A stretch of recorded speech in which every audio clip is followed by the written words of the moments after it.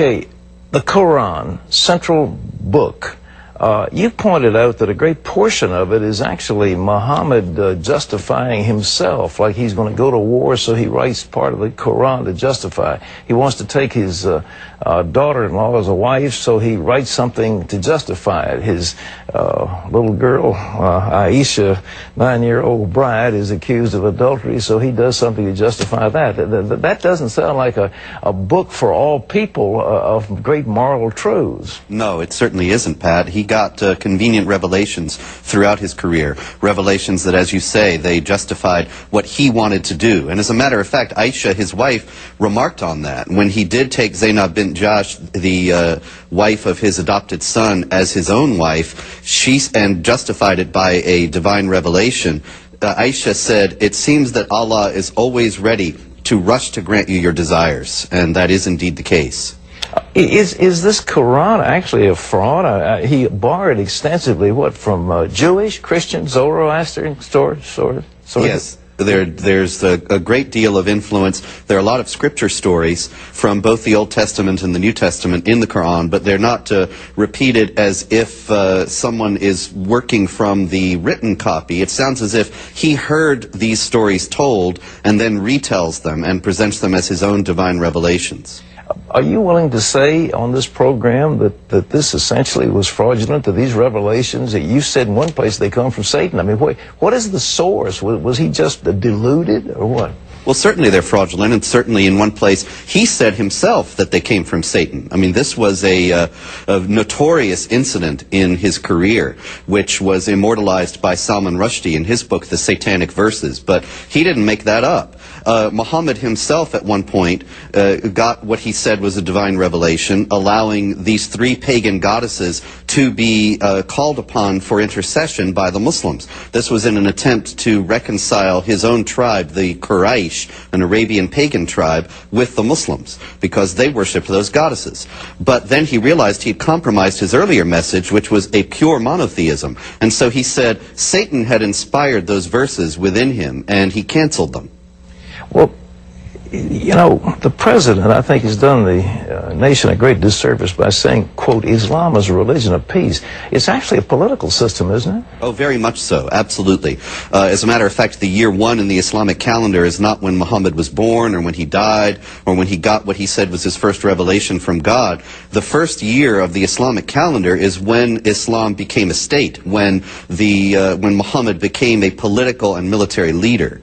And Muhammad himself taught that the Muslims must wage war against unbelievers, offering them first, inviting them, in their words, to accept Islam, and if they refused that, inviting them to adopt the second-class status of the dhimmi, the second-class status that Jews and Christians suffered under for centuries under Islamic law, or third, to go to war with them. So conversion, subjugation, or war are Muhammad's orders for how to deal with non-Muslims, and that has been something that Muslims have obeyed throughout history. Robert, the West, a few years ago, you know, the famous Battle of Tours, when the Muslims will turn back at Tours and they began to recede into Spain, the West was united against this force. Right now, we don't seem to be united. We have political correctness. We don't want to call these people who they are. We say, oh, it's just the terrorists. It's not the good Muslims. What's the deal? Well, there are peaceful Muslims, but unfortunately they do not have a leg to stand on in the teachings of Islam.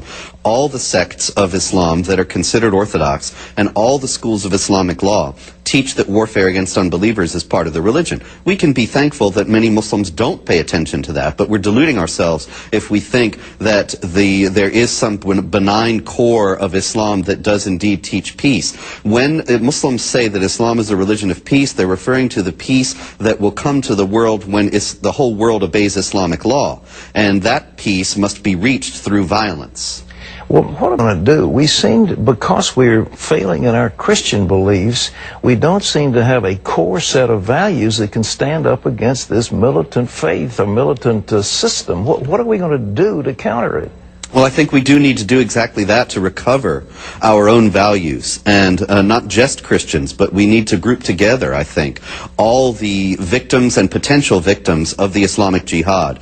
Christians, Jews, Buddhists, Hindus, everyone come together and say, look, we believe in the equality of dignity of all people. We believe in the equality of rights of all people before the law. We believe in freedom of conscience. These are all principles that come from the Judeo-Christian tradition, and I think we need to stand up for them unapologetically and say this is being challenged by those who wish to impose Islamic law upon us, and we're going to resist. If we don't do it, what's the consequence? Then they will succeed, because it's not just a military struggle, it's a cultural struggle, and as you have pointed out, we are not united, and we are in danger of losing because we don't have the will to stand up to this. And then an Islamic law will be imposed, which is a very real possibility in Europe in the near future in some countries. Islamic law will be imposed that denies equality of rights of all people before the law, and will subjugate Christians and others under Islamic law as inferior citizens who do not have equality with the Muslims. And will subjugate women, obviously. Absolutely. As chattels. Yes. Okay. Robert Spencer, thank you. Ladies and gentlemen, you ought to read this. It's a small book, not a big, heavy book, but it tells some things that you need to know about this. And when people are talking about Islam being a religion of peace, this is baloney. It just isn't. It just isn't. And Muhammad in the Quran is teaching warfare. So at the core of this faith is militant warfare against those who are not under submission. Islam means submission. It doesn't mean peace, it means submission. That's what Islam is. And they divide